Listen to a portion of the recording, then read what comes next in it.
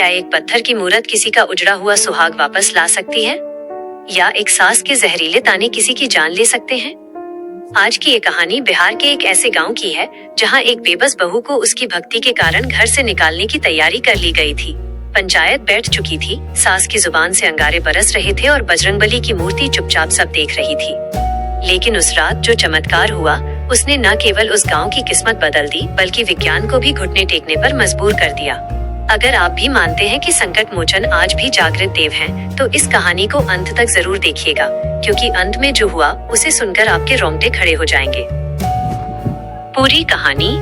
बिहार के गोपालगंज जिले के एक छोटे से गांव रामपुर में सुबह की अजान और मंदिरों की घंटियां एक साथ गूंजती थी। इसी गांव के एक पुराने खपरेल के घर में अंजलि अपनी सास सुमित्रा देवी के साथ रहती थी। अंजलि का विवाह 2 साल पहले हुआ था, लेकिन उसे कभी घर में वो सम्मान नहीं मिला जिसकी वो हकदार थी। अंजलि का अपराध बस इतना था कि वो गरीब घर की बेटी थी और दहेज में सोने के गहने नहीं, बल्कि अपनी अटूट भक्ति लेकर आई थी। अंजलि बजरंगबली की परम भक्त थी।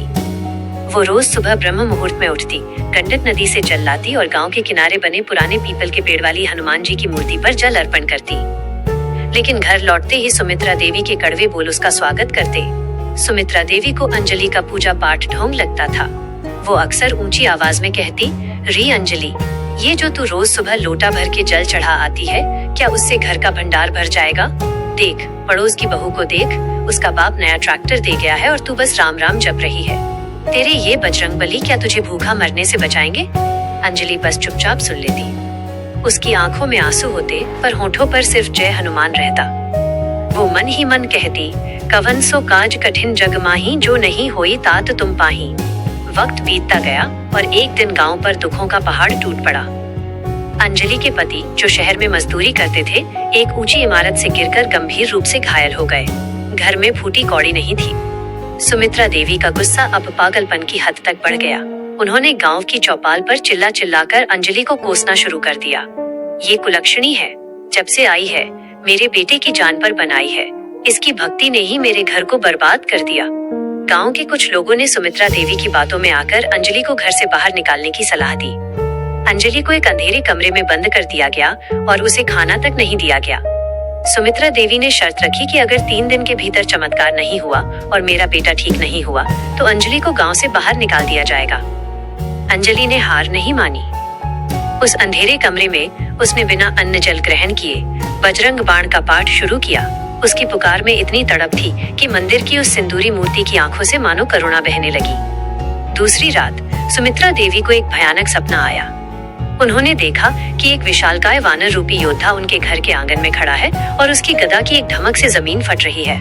वह योद्धा गरज कर बोला, सुमित्रा, जिस भक्ति को तू ढोंग समझती है, उसी के दम पर तेरा बेटा आज भी सांस ले रहा है। न्याय होगा और साक्षात होगा।